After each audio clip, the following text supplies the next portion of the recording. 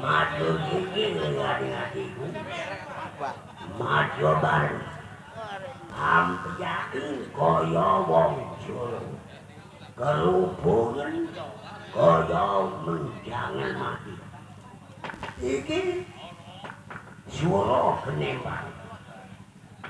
Swara kenembang. Nek pancen nata siramu wani. Oh. Tak serampang terjula-juli mati berwaku.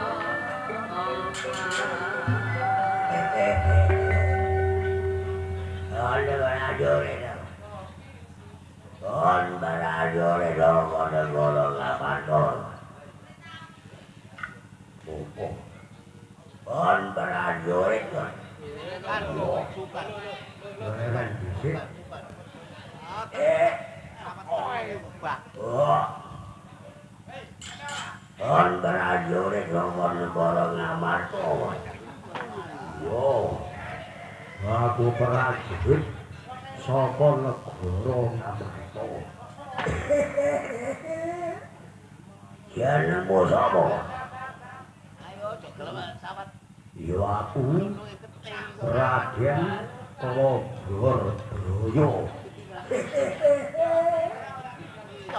Jenengmu Klodorbraya? Iya. Ceramune iki apa?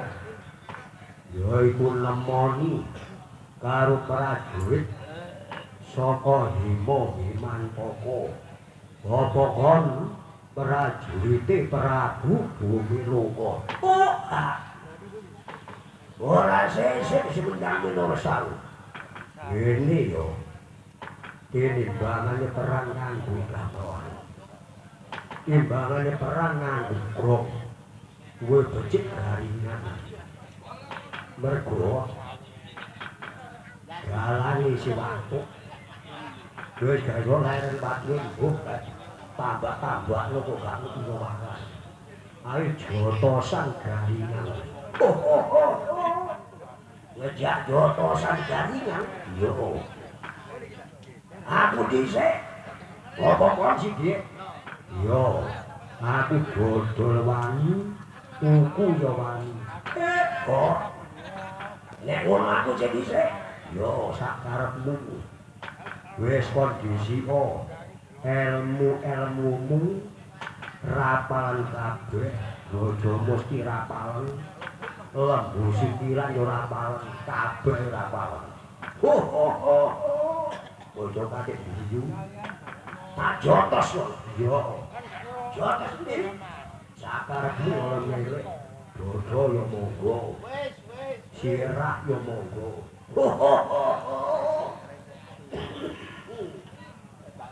Bodoh. Yo dirambi ya. Yo, tak kira kok koyo butun mentok kuwi. Wis bolong kuwi.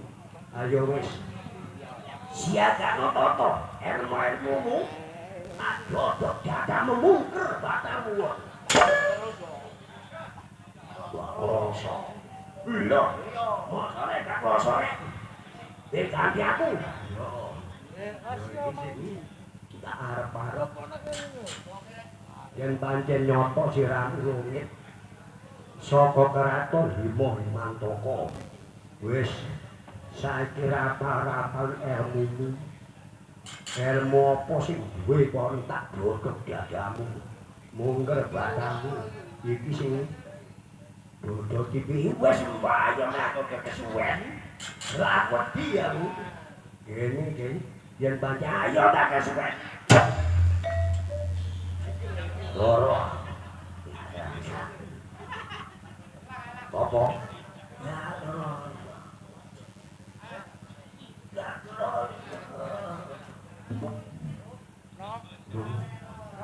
Ngomong gak terasa tapi megrak-megrak loro latur waspada dhewek iki.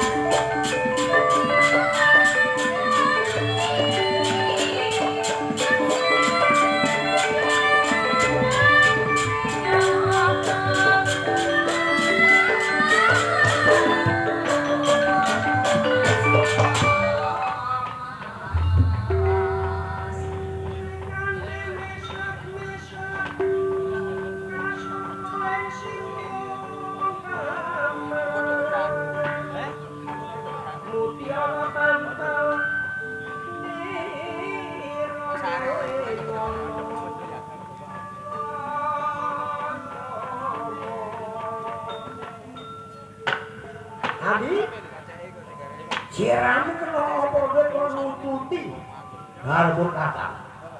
Iki dino Hadi Mustokoen. Nyotoaken panjen nyoto aku bener nututi karo Riko. Mergo Riko sedya tindak nang ing kraton Ngamarta. Aku mewok ya kakek aku mewok ya kakek. Ya adialah. Siramu ono sangkene kaputeren bayi. Ojo melu. Wong kakang loro ono kraton Ngamarta. Masuk lan Kanjeng Rama Prabu Nimata Kamada. Gesernyano kandha kecil Harya Janaka. Aja ciramu kakang aja lu kakang aja. Aku sedya mas ongkon. Aku yo putrane kakang aku putrane. Mangko yen ora iso aku bakal kaya apa kapan aduk karo wong tuaku. Kaya apa kok? Waduh. Erengno kok. Nggih. Ngapunten nggih ndara kula Mustaka Weni. Kula niku ngembun-ngembun dawuh. Elek-elek kula niku puno kawan. Kula niku pun ngarani kawan niku kanca.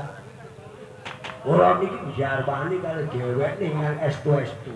Kok kate apa kok batur-batur. Nanti ngono biasa kok kate ngandani karo aku. Ngeten lho. Nek dheweke maos hukum kalih Raden Janaka. Trine oleh majure kok Joko kok biru ukuran ngono. Hampir 1000 Gusti. Kula tak matur kalih Ndara kula Mustaka Weni. Sak temene ngeten lho. Ingkang nyirnakaken boten wonten malih Raden Janaka. Monggo Janaka niku nggo wantene separone donya.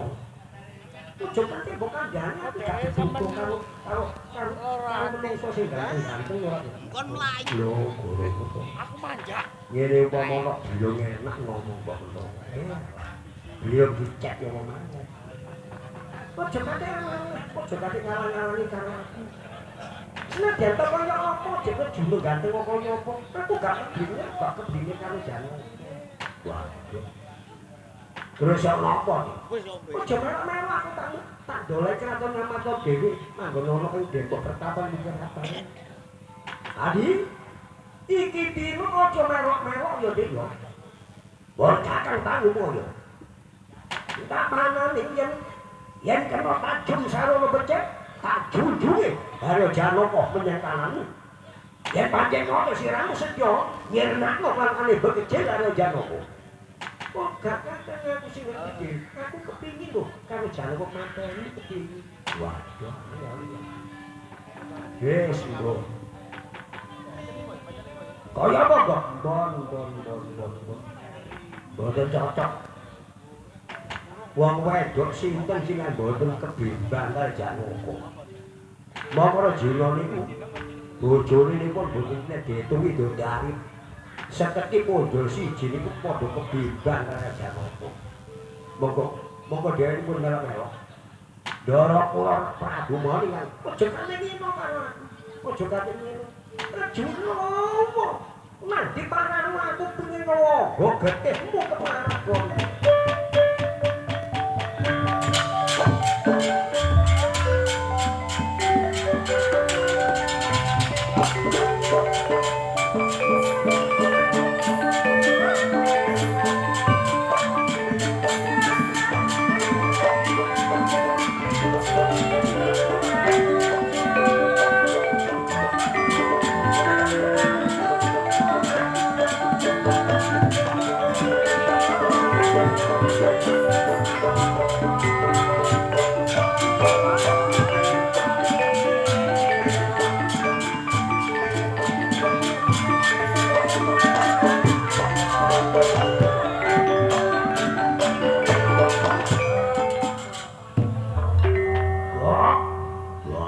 Gusti.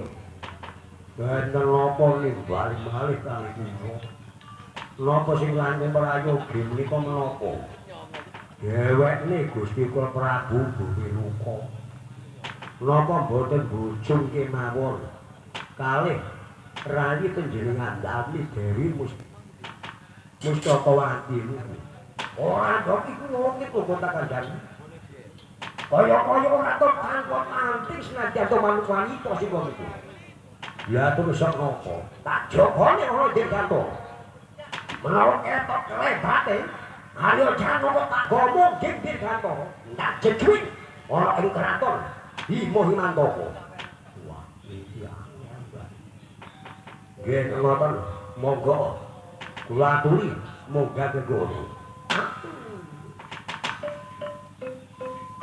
Sang Prabu Bumi Luka moningani ingkang rayine Dewi Mustaka Weni sampun andhar Dewi kadigdayan ingkang padha senadyan romanti. Sang Prabu Bumi Luka boten andhar Dewi Wasmalang Tanane ni Dewi Mustaka Mapat kan ingkang sing nyidra karo jamu. Nanging senadyan dikapak-kapakno asmane dulur ana paribasan. Tego lorone ora tego patine niku asmane dulur. Sanalika Bartenani Sang Prabu Himaloka sendhakep Astana Sungtunggal. Sandhakep pesarane manuk asta tangan. Suku sekar tunggal kumpul. Kadya manungsa ingkang mati ngapuk. Nanging mati sanjerone urip ngepet babar bawa sapa. Yeneng no cipta cepet dununge kira-kira menahan manah sampun ngantos kongsi kadal dadi ing satu bulangan desa. Sanalika Sang Prabu Bumilaka jejak berdiri ambak kaping 3 mungkin dirkanto.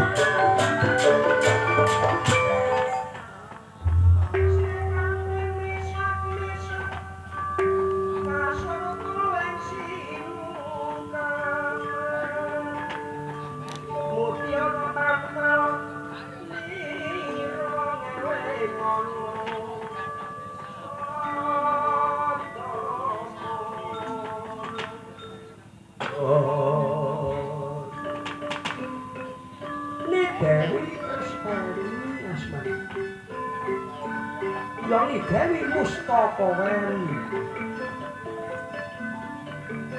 Sejatosipun sanes putra-putrane ratu ing negara Hima Himantaka. Menika sejatosipun putra-putrane Sedewa ragining para Pandhawa. Nanging boten mangertosi kowe kalih piyambake menika ngenger dhateng ing keraton Hima Himantaka. Dewejan ilmu kaliyan Prabu Niwata Kawaca duk riwa semua. Niwat boten ngantos supe kan Kanjeng Rama Prabu Niwata Kawaca boten mangertosi Belah Atmaja Atmajane ragining para Pandhawa. Mutadi ayo Janaka sedya nigat jaga jagane karo Janaka. Nanging ewuh kaya Mila mandek gerak ana ing tapi sini negara imo-imanto. Menawa aku ngerti Pandhawa tanya lamun. Mergo Pandhawa iki kasyane demo. Bisa mati Pandhawa. Nanging disirna. Lantaran saka Jamus Kalimasada iku apese para Pandhawa. Menika Batosing Ni Dewi Mustakaweni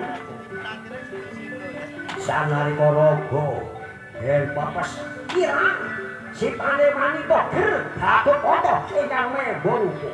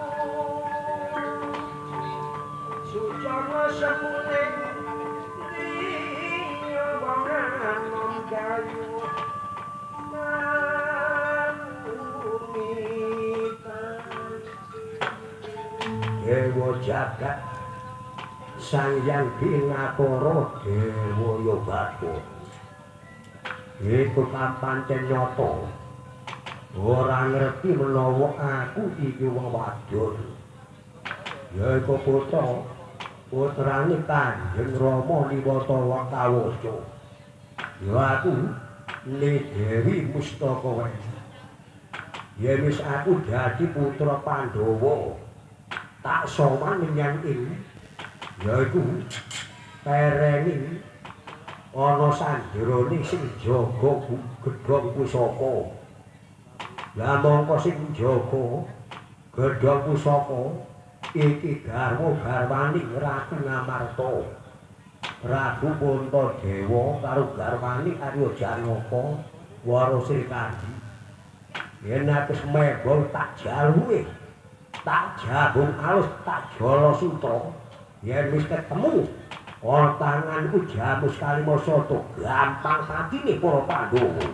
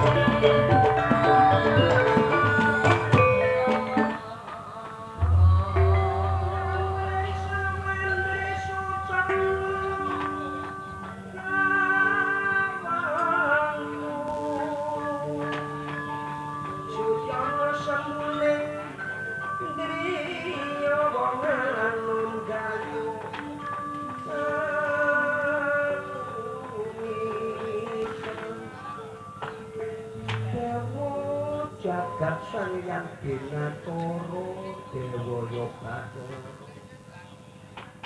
kaya-kaya putraku Gatotkaca Layu mulai tak mandeng binjo tempeh lonjong menis nganti sowan rasane Kanjeng apa ngger ana apa iya nek apa bagus mbok matur kan didurusul kandi kok kaya-kaya kira nasi kaya ngono matur Gatotkaca wone nggih Kanjeng Ingkang Putrawa sadèrèngipun matur. Ingkang Putra Gatotkaca ngaturaken sungkem pangabekti mugi konjuk katung wonten landhapipun pepodo Kanjeng. Iya ya tak trima kanthi legawane penggali.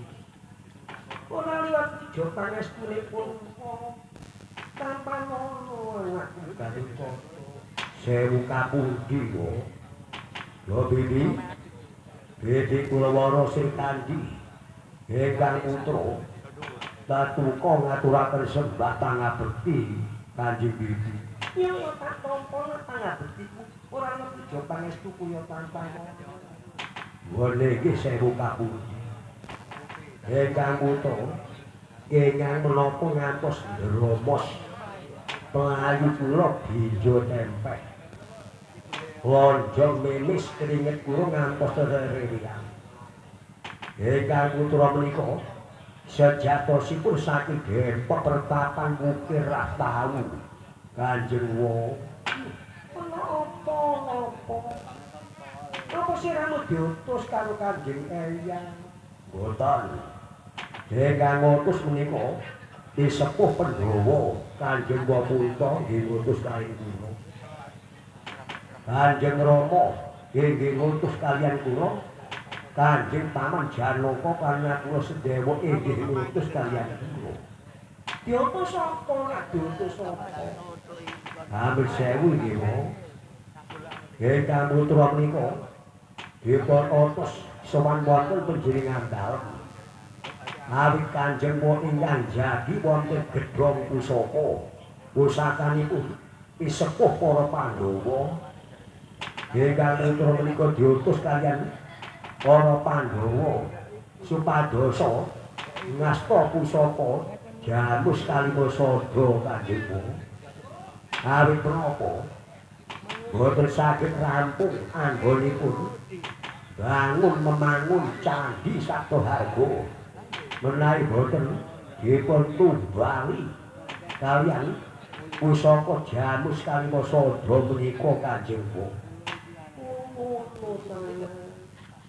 Lajen pancen nyata kaya mengkono Gatotkaca ya aku rumangsa seneng.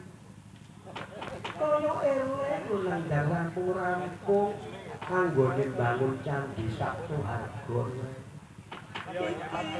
Yen pancen nyata dibutuhna kanggo pembangunan. Trima men ya nek pusaka jamus kalimasada.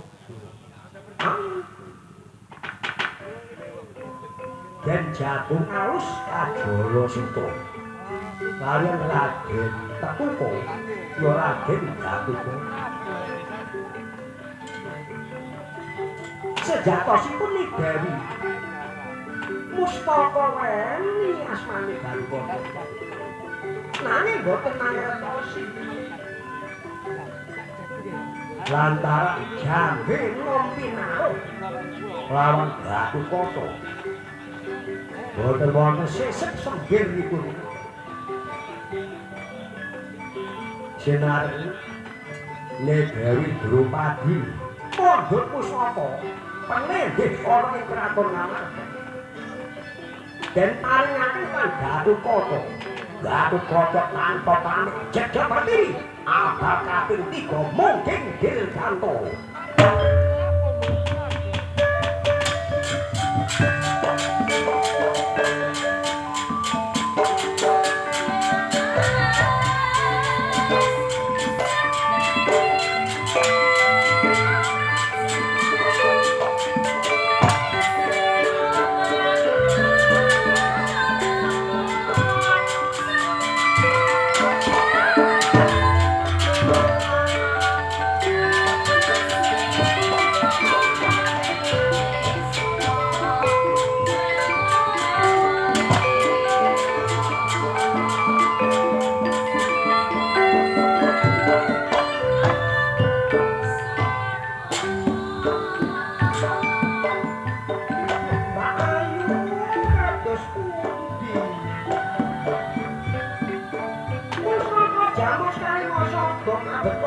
mongging dhateng Jumantara. Kula menika boten mangsa seketra kados kadosa. Wonten pundi ora bapak gawé apa tanpa pamit. Banjur pusaka jamus kali to kabeto mongging dhateng ing Dirgantara. Ayo menapa panjenengan boten dipun dukani kalian Pandhawa Mbak Ayu. Sapa sing ngerti mati ya ayo prapara Gatotkaca. Mila panjenengan niku sampun nyami kados nyabrang Kakangga.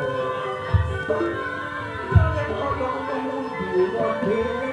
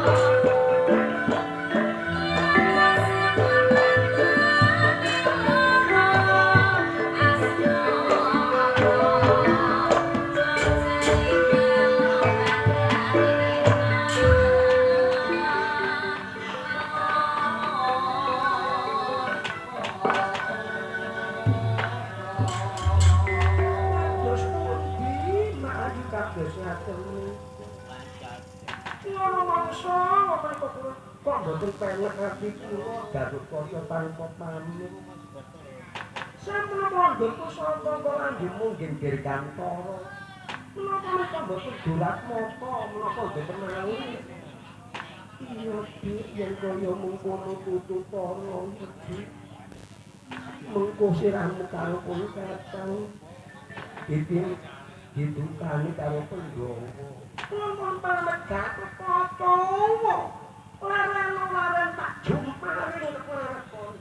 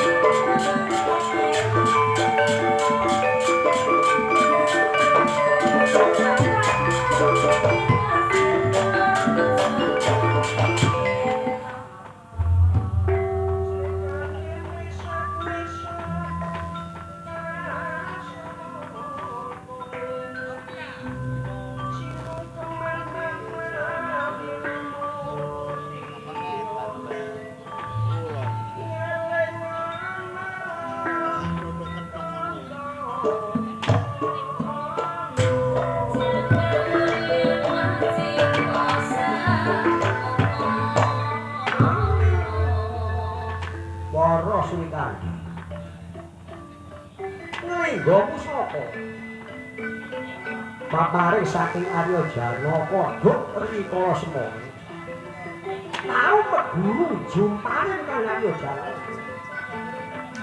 Mila para Srikandi menika tinembungaken satriya wanita. Nglingga pusaka den bentanaken wonten Dewa Cokro teng pusaka. Kaya dene oleh-oleh saking pawang.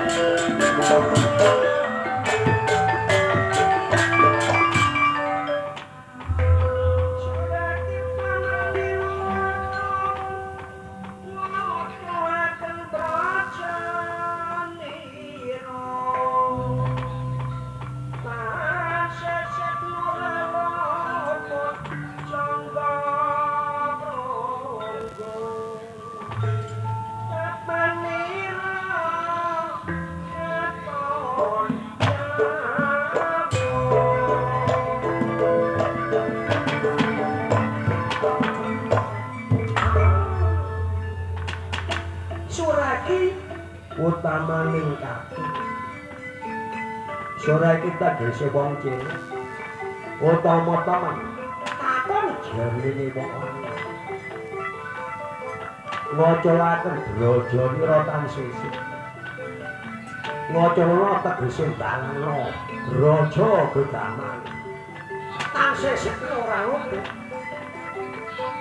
Jangga Pranggul catanira dawuh. Jangga tegese guru, Pranggul tugel dawuh rata, tangkata kalimun. Panca tegese 5, warna arani ilang. Nindakaken sakti andal-andalan kaping 3 antara Krenda timbang Bawa kang Subodhi. Anane wong blai saka lali, wong kena saka baena. Dasar wancine mangsa kala. Panci tegese wayah. Mangsa arane mangan, kala bilang. Bali bedhok. Tangaling sir panas sing katut gatel gumatel. Bedhok yen jabur meneh. Jaya jayane Wara Srikandi. Apa sing gaduh padha? Sinarep Pusaka lolos saking Gendewa. Ger lunjak. Andhap kadodok ilang sikati Gatotkaca ger nidhari mustaka wae.